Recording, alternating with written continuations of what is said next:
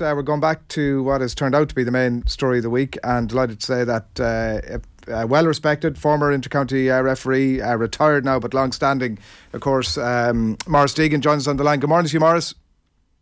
Morning, Adrian. Morning. How are you keeping? Shane, how are things? Good, and yourselves? Good man. Good to have you on again. Were you ever involved in anything like this that you can recall? Nothing that I can recall off memory now, to be honest with you now, but like it has happened in previous games down the years, but nothing I'd say to such a high profile as this game. It's a ref's nightmare, isn't it? You look at, you'd have to feel sorry for the referee. Like, at the end of the day, the rule states it's the team's responsibility, and the team being Kilmacud-Crokes. And look, Kilmacud-Crokes are not in a nice position either. Like, you know what I mean? But it's Kilmacud-Crokes' responsibility that they have 15 on the field. But to be fair, it's the referees and the linesmen and the fourth official's job to control that. So it really is a very unfortunate situation, both on the Glen, both on Kilmacud-Crokes, both on the referees and team of officials. For sure. There's clearly a grey area, even as you describe it there, which is partly sort of the source of the confusion here. There is, like, do you know what I mean? Like, there is, look at this rule 644 that everyone is talking about. It's plain and black and white as to what should happen when this arises. But as the saying goes, like, probably the biggest problem is, I'd say all week is that for all people, that the decision should have been probably made quicker. What is the substitutions process in Gaelic football at the moment, Maurice? And the fact that I've played Gaelic at club level and I'm still asking this question speaks volumes. Like, you know, sometimes at club level you bring on the piece of paper, hand it to the referee, certainly at underage, and that's the substitution made. And it's not like soccer where the fourth official is standing there with the board and they're checking the boots and the player comes off and only then the other player comes on. What's the actual process in a game like last weekend? Look, if we're going to go by last weekend's, look, with club, you know yourself, as you said yourself, Adrian, you come in, you've only the referee to deal with, so obviously you bring the slip into the referee and he'll take the slip and you'll come on and the other player will go off. But in, last Sunday's situation, what would have happened was you'd have having, like, the referee wouldn't be involved at all. He'd only be told when the substitutes would be coming in and coming out. He would stop the game and would always be a break and play. What would happen then is obviously the secretary of either club would give the substitute slips to the fourth official. He would then let the linesman on, or he would let the referee know, and the referee would obviously hold up the game until the process was finished. But there was so much going on. I'd say last Sunday was in injury time. There was only 2 points in it. The linesman was standing on the 45 for the line. The fourth official, I'd say the two teams were coming at him left, right, and centre to try, one probably getting on to him about the time, the other one then trying to get in the subs, and it was just a very unfortunate situation. The one thing that's been mentioned is that Malachy O'Rourke obviously had spotted this and had said to one of the officials, the linesman, said, listen, could we retake the 45? Which would have seen, look, at hindsight is great, and you get to spend 4 or 5 days thinking about it and think, well, that might have been a good thing to do. But at that time, was it just because it would seem like a very obvious thing for them to have just acknowledged it at that time, retaken the 45 and let there be no sort of doubt about the outcome? At that time, is it just the mayhem that you described, Maurice, that sort of kicks in and, you know, heads have sort of gone a little bit on all sides? Or what's your sense of how that didn't happen, I suppose? I think it's a little bit like that. Like, you know, it would have been hard to say, look, let's retake the 45 if the ball had a drop and if Conor Lassett had scored a goal and you turn around to him, and would Malachy have said, would he have said, would you have said to the 45? I don't think so. Do you know that type of thing? It was just very unfortunate. But like, the biggest problem was that like the decision probably should have been made earlier on it, and I'm sure everyone is in agreement with that. You mean earlier, as in the GAA should have come out sooner after the game? Probably, yeah. Probably should. Yes, someone should have come out and made a decision on it straight away. Like, you know, so that would be my opinion. I'm sure you're obviously the same opinion as myself. I think there was, and John Fogarty is writing about it in the Examiner this morning, that he says here they were looking to avoid the silence on it. They were looking to avoid a precedent that they would fear, as he says here, would rock the organisation, that the CCCC acted the way they did last Monday, as in to not say anything publicly. And as John points out, not that it was welcomed by everybody else, but that was kind of the rationale behind it. As you say, and as we discussed a little bit earlier on, there's obviously that grey area between it being Croke's responsibility, but the officials also having to organise that. There's an opportunity here now to fix all this and to put it right. What would you like to see happen? Well, like it's very easy. I'll just give you an example. I know I'm looking at a different sport altogether, but if you look at American football, okay, and they have 20 different plays or whatever it is, you were supposed to have whatever amount of players on the pitch. If you have one more or one less, it's a penalty against you straight away. Aren't I correct in saying that? Therefore, the flag on the field. Yeah, exactly. Like, do you know what I mean? So, do we go down that road?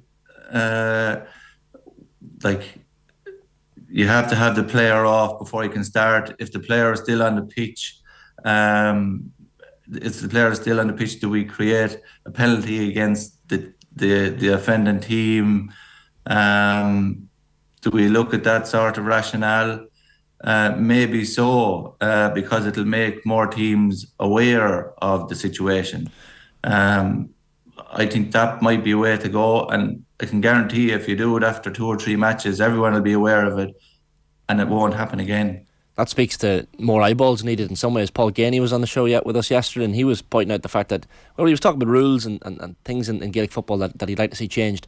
He'd like to see more, you know, maybe the 2 referees scenario, which is probably doable at either county level, maybe not so much at club level, resources wise, but you need more eyes. You know, it can't just be on one man or woman.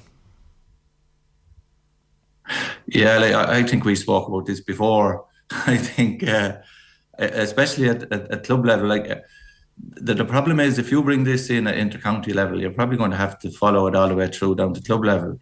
And as you said earlier, Adrian, like the biggest problem is resources with referees. There's not probably enough referees at club level anyway, and maybe you might get away with it at inter-county level.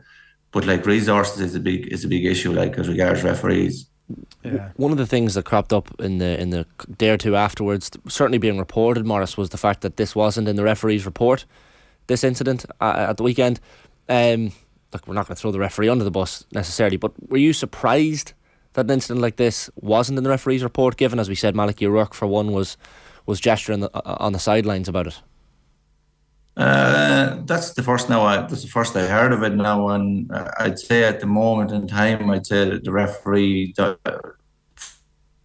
filled out the report as is, but like, it's very easy to go back, and it's the same old adage, like, we'll wait on the referee's report. Do you know what I mean? So he just filled out his report as is, like, but maybe a little bit surprised it wasn't in it, like. One of the periphery things that has come out of it as well, I think it was Robbie Brennan after the match pointing out that the substitutions, and we understand this, the substitutions were made for, you know, to run down the clock, which, you know, if you're the team that's 2 points ahead in the Ireland Club final, I totally understand that. Do you know, if I was Robbie Brennan, I'd have done the exact same thing and made, you know, in making a couple of substitutions to bring the clock down. Does it speak to something that needs fixing on that front, Maurice? Like we saw in the Football World Cup recently, the added time being 7, 8, 9, 10 minutes to kind of stamp out that that whole area of time wasting, and it's a constant issue and thorn in GAA. Is that something that needs looked at out of last weekend? Look, the rule is there that it's a minimum. If they say 3 minutes, it's a minimum of 3 minutes. So therefore, when they say a minimum of 3 minutes, if a substitute is made in that time, you're going to add on the time for the substitute. But then what happens? Then what comes back is it can bite the referee another way, in that if there's 3 minutes you've played and he adds on an extra minute then because of the substitutes, and a team scores a goal, everyone then turns around and starts going, oh, well, he played an extra minute instead of the 3. So the referee can't win regardless of what happens. But you're right in what you're saying. Are we better off to go down the road of the way the soccer was? Are we better off that if we say a minimum of 3 minutes, and if there is 2 or 3 substitutes in it, then it goes to 4 minutes or whatever the time may be? Yeah, I think is the soccer adapting soccer is obviously slight sort of, we're slightly allergic to it in the GAA, but that you're not coming on until you come off. Yes. Could we just do that? That's the way. That's probably the way it should be. Like, do you know what I mean? That makes too much sense, though. For the GAA. But that's the way it should be, Adrian. Like, you don't start the game until the player goes off and the other player comes on. That's the way it should be. And if the player is walking off or whatever, I'm presuming that's where they get all this extra time in the soccer. Like, does the referee, like when Shane asked about the report? It's the only. Sorry, Maurice, I know there's a slight delay on the line there. I don't know if you have us now. I just wondered about the point about the referee's report, and as to whether, is that just, are you left to your own devices on that? Like, are you talking to when you come off the pitch, are you talking to your assistants, the linesmen, the umpires?